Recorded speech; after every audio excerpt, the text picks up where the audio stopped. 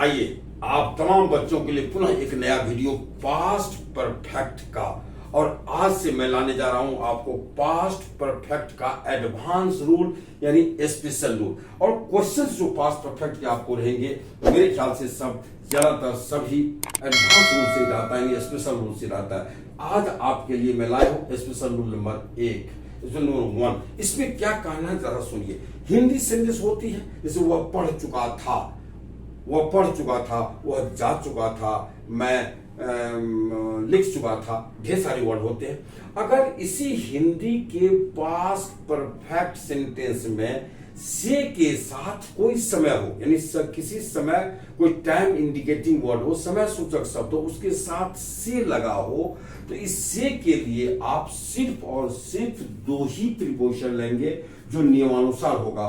वो प्रीपोजिशन होगा फॉर या सिंस। समय अगर अनसर्टेन हो तो फॉर आएगा, सर्टेन होगा तो सिंस आएगा। इस बात को आप जान लीजिए। वही मैं लिख दिया हूं। अगर पास्ट परफेक्ट के हिंदी सेंटेंस में से के साथ कोई समय सूचक वर्ड हो, समय सूचक शब्द हो, तो नियमानुसार से के लिए फॉर या सिंस का प्रयोग करते हैं, यूज करते हैं। ये चीज ठीक इसका उल्टा, अगर इंग्लिश सेंटेंस में कोई खाली जगह दिया गया हो, आपको पास्ट परफेक्ट का सेंटेंस हो, टाइम इंडिकेटिंग वर्ड दे दिया गया हो, उस टाइम के साथ आपको खाली जगह में कोई प्रीपोजिशन रखना हो, तो आप सिर्फ फॉर या सिंस ही रखेंगे, कोई और नहीं रखेंगे।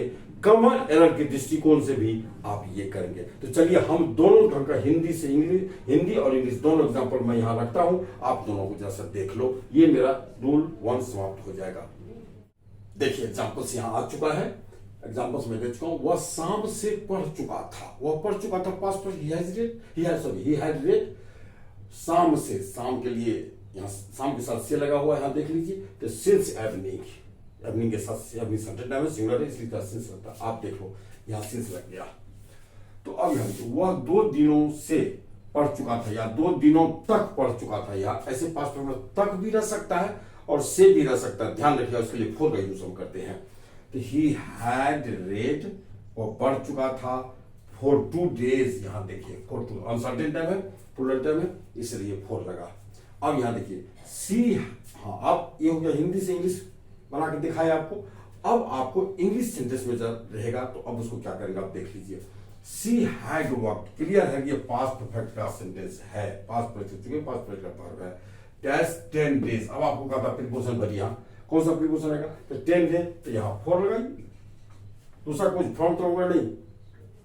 अब देखिए आई हैड स्टेड देयर, मैं वहां रुक चुका था, डैश मार्च है, प्रीपोजिशन भरिए तो सीधा है सिंस आएगा। जो मार्च सर्टेन टाइम है उसका सिंस लगाइए। Who had brought up, bring up करना तो पालन पोषण करना।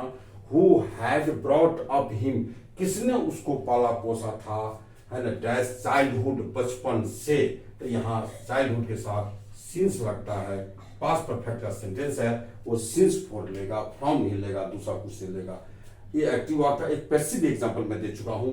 दे had been helped by me, है ना, मेरे द्वारा वो मदद किया जा चुका था।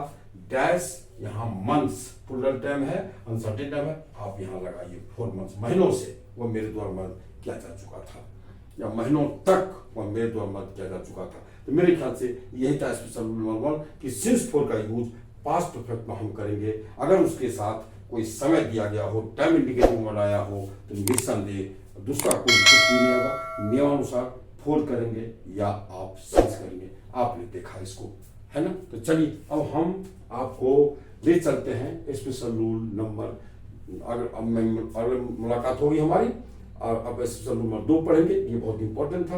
अब स्पेशल रूल नंबर 2 हम आपसे भेंट करेंगे। तो आप तमाम बच्चों को भगवान जी की हार्दिक शुभकामनाएं।